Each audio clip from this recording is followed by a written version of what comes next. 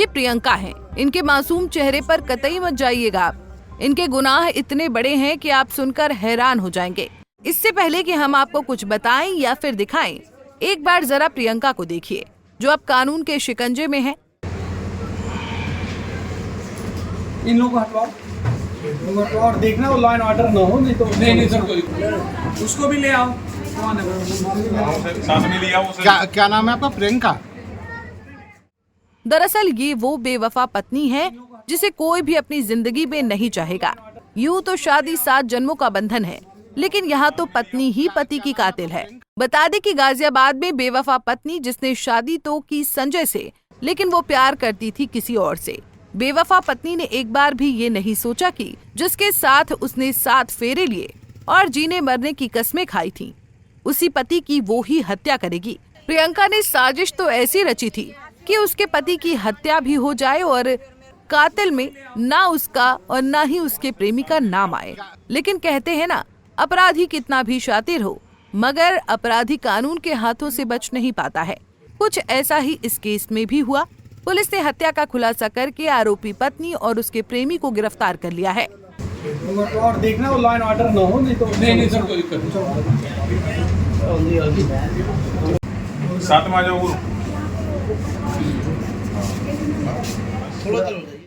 गाजियाबाद में एसीपी कविनगर स्वतंत्र सिंह ने बताया कि 4 मई को हाईवे किनारे पंचर की दुकान के नीचे सर्विस रोड पर एक व्यक्ति का शव मिला था। कविनगर पुलिस ने शव को कब्जे में लेकर पोस्टमार्टम कराया। उन लोगों से उसकी पहचान की अपील की तो पता चला कि शव करीब 30 वर्षीय संजय का है।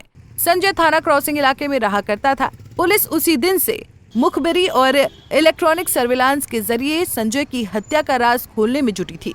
लेकिन फिर शनिवार को पुलिस ने आखिरकार संजय की हत्या का राज का पर्दाफाश कर दिया। इस मामले में पुलिस ने संजय की बेवफा पत्नी प्रियंका और उसके प्रेमी रिंकू को गिरफ्तार किया है। देखिए, दिनांक 4 मई को सुबह लगभग 8 बजे थाना कविनगर को एक सूचना मिलती है कि हमारे इंडस्ट्रियल चौकी क्षेत्र अंतर्गत एक प्लास्टिक कंपनी है, उसके सामने झाड़ियों में एक व्यक्ति का शव पड़ा हुआ है। तत्काल कविनगर पुलिस जब मौके पर जाती है, शव का पंचायतनामा करते हुए पोस्टमार्टम कराती है।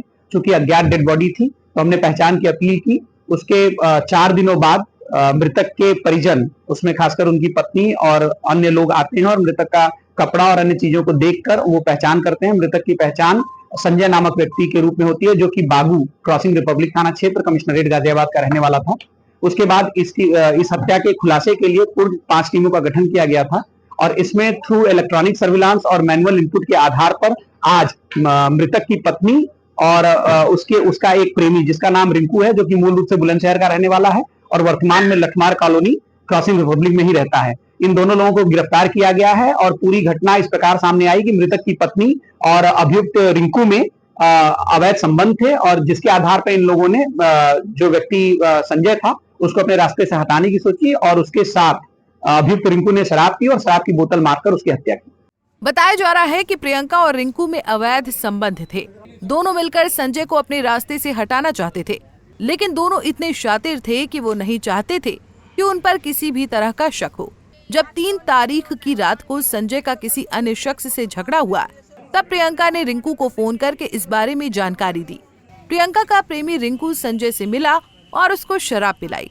रिंकू ने पहले संजय का गला दबाकर मारने का प्रयास किया और उसके बाद शराब की बोतल से उसका सिर फोड़कर उसकी हत्या कर दी। इसके बाद रिंकू और प्रियंका अपने अपने घर रहने लगे।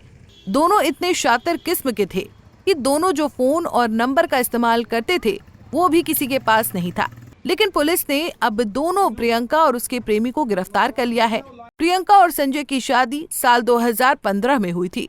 उनकी एक 6 वर्ष की बेटी है जो बोल नहीं पाती है, साथ ही एक 4 वर्ष का बेटा भी है।